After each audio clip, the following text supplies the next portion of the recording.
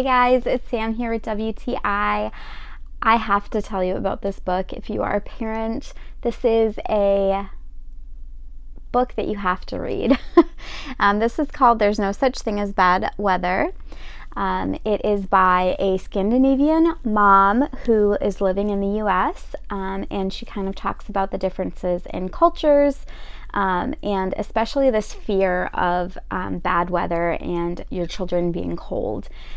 So the Scandinavian culture, they really value cold, being outside for your kids and how good that is for mental health, and for your little one's behavior even. And this woman was just shocked when she had children and she came to the US and realized we don't value that as much. And so it's really, really eye-opening book that helps you to appreciate that value of bringing your kids outside. So I definitely recommend this. I also love that she kind of walks through some pointers for you to how to dress your kid for the right weather, because their motto in these like countries and areas is that there's no such thing as bad weather, only bad clothes. So definitely recommend this book. It has been so helpful for me as mom, and I want everyone to read it. So